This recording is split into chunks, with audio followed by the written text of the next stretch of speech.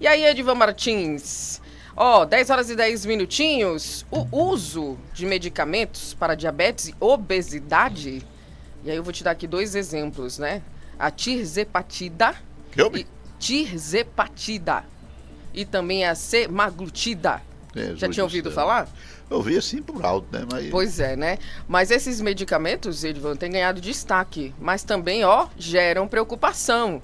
E aí, o endocrinologista Pedro Henrique, presidente da Sociedade Brasileira de Endocrinologia e Metabologia, está alertando aí sobre o risco da aplicação dessas substâncias em versões manipuladas ou importadas de forma não regulamentada. Eita, e é o aí novo aí que estão usando, que a Anvisa aprovou, mas não aprovou ainda a comercialização, mas já tem gente o tomando. povo já tá usando, né? Eu não sei como é que pode um negócio desse, mas de toda e qualquer forma, a gente tá aqui trazendo a informação para te esclarecer e, é claro, conversando com o próprio doutor Pedro Henrique. Seja muito bem-vindo, doutor. Prazer tê-lo conosco hoje. Vamos te desmistificar isso aqui, né? Porque, não sei não, essa nossa população é uma coisa de querer Eu quero emagrecer, saber, né? né? Porque eu já tomei Ribeldes dia desse. Foi, ixi, quero Mari. ver se- Seja bem-vindo, doutor. Bom dia pro senhor. Olá a todos, agradeço o convite, eu agradeço a oportunidade da Jovem Pan News para poder falar sobre esse tema realmente tão importante. Doutor, vamos começar Como bem, explicando aí sim, essa questão dos dois medicamentos, né? Para quais condições eles são indicados? Esses já estão liberados, né? vamos lá. Estamos falando da semaglutida, que é conhecida pelos nomes comerciais Ozempic, mais recentemente o Wegovy, Sim. e a tirzepatida, aprovada com o nome comercial Mounjaro. Essas são duas medicações que são aprovadas para diabetes e aprovadas também para obesidade ou sobrepeso com comorbidades para auxiliar o tratamento desses pacientes. Como falado, a semaglutida, o Ozempic, o Wegovy, já tem aprovação pela Anvisa, já está presente no mercado brasileiro e pode ser encontrado em qualquer farmácia e da preferência de qualquer paciente.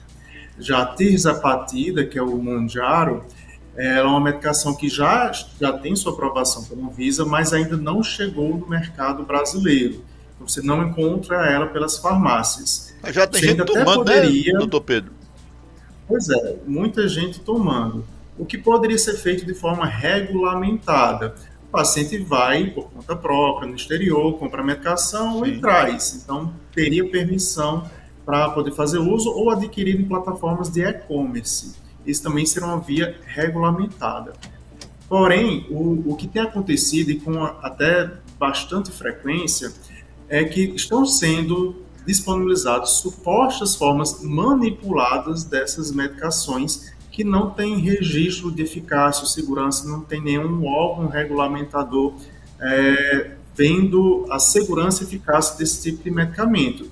Ou então, até mesmo alguns profissionais que estão indo para o exterior, comprando e vendendo para aplicar nas suas próprias clínicas, em que a gente não sabe como é que esse medicamento foi transportado, como ele foi armazenado, porque é um medicamento que até sendo uso, eles precisam ter uma rigorosidade muito grande do seu acondicionamento para ele continuar mantendo a eficácia. Na medida que é retirado desse acondicionamento restrito, eles passam a ter uma validade muito menor.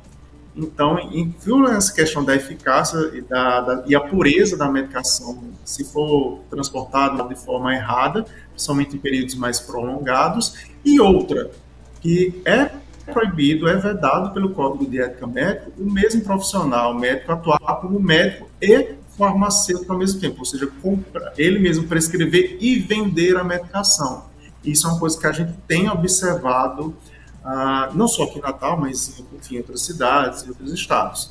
Então, envolve a questão da segurança de como foi armazenado, transportado essa medicação e o fato do profissional médico estar comprando e vendendo a medicação que é proibido, é vedado pelo Código de Ética Médica, que gera essas preocupações por esses dois lados.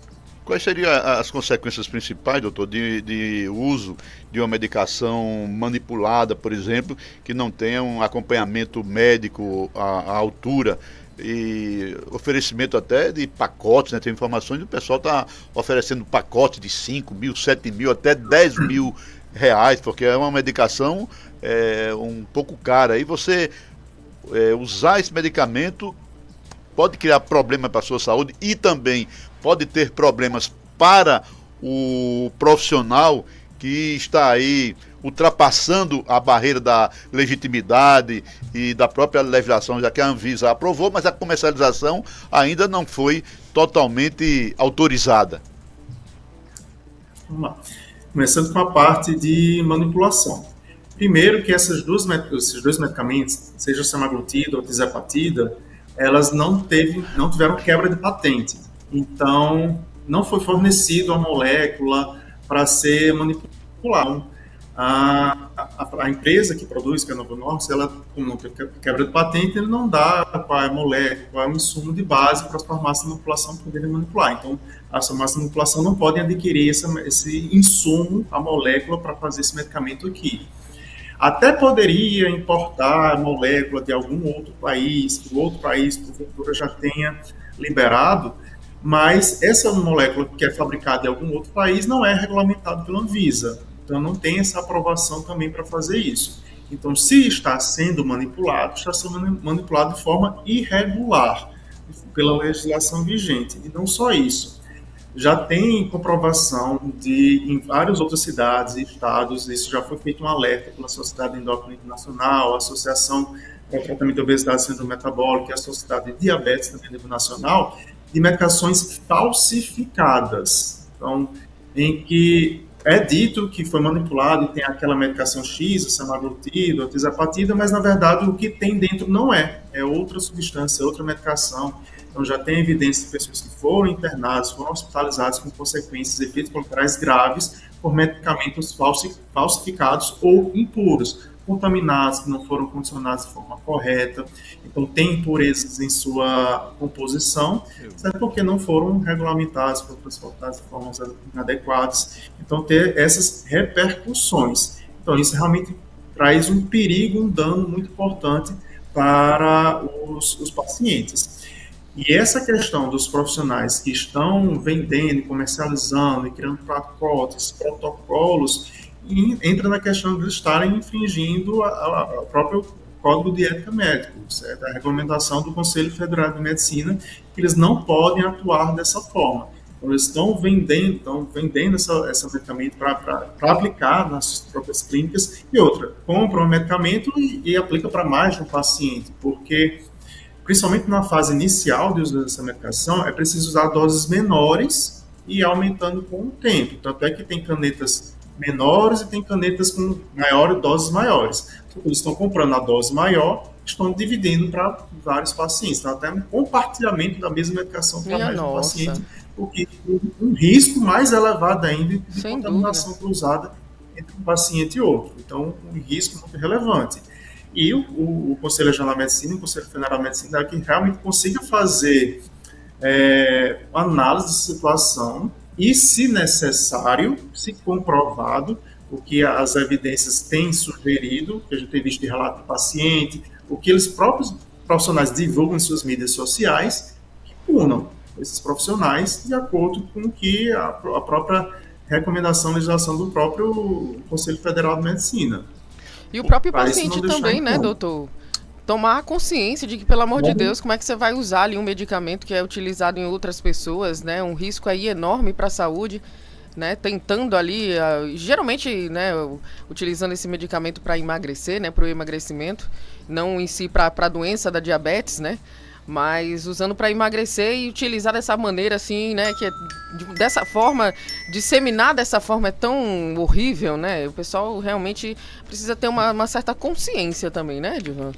Eu perguntaria ao doutor Pedro Henrique esse poder fiscalizatório do Conselho Regional de Medicina, evidentemente, para acompanhar esses casos, algumas denúncias. A Anvisa também seria um órgão importante nessa fiscalização e no acompanhamento para que não gere danos à saúde da população?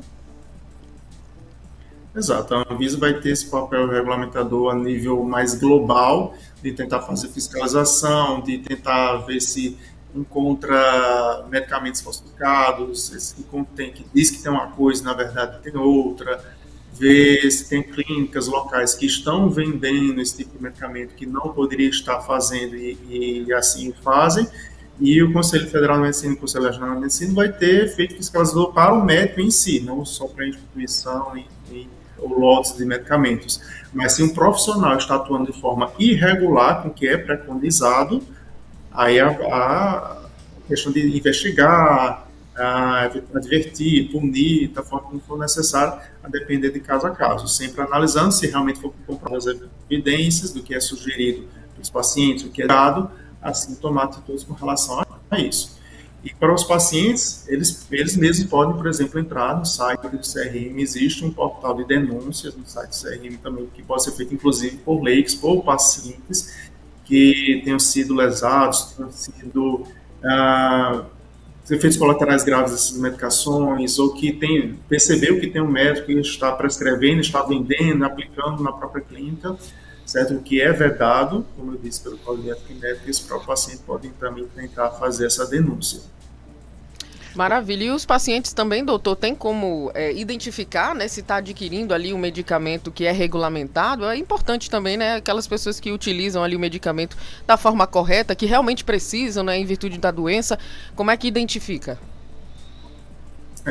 Lembrando que essas são realmente medicações que são aprovadas para diabetes, ou obesidade, ou sobrepeso com comorbidades, certo? O problema é que elas acabam sendo banalizadas por pessoas que querem simplesmente um efeito estético em curto prazo, então acabam banalizando para aqueles pacientes que realmente precisam dessa medicação. Exatamente. São medicamentos muito boas para tratar o que elas se propuseram a tratar, certo?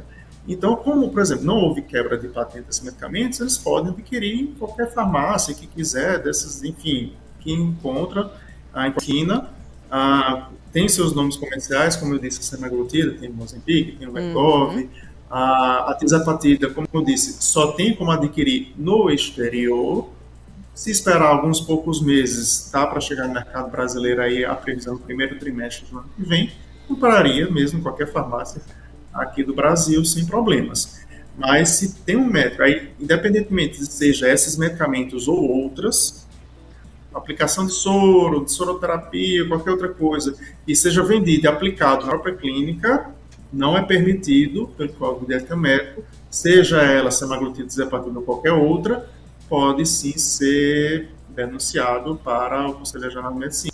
A mesma clínica não pode, o mesmo profissional médico não pode prescrever e ficar a vender a mesma medicação. Qual seria a punição, doutor? Tem uma hierarquia aí de punição, uma multa, ou chegando até a possível cassação do registro do exercício profissional? Existe uma escala realmente de punições pelo Conselho Regional de Medicina, podendo ir desde advertências para o médico, até cassações temporárias do exercício médico, até a cassação definitiva do exercício médico. Perder realmente o CRM, perder o cadastro como médico. Então, varia muito de acordo com a infração cometida, se está cometendo mais de uma vez, se é incidente, enfim, vai tendo essas escalas. Aí realmente o CRM vai ter esse poder de análise e conclusão.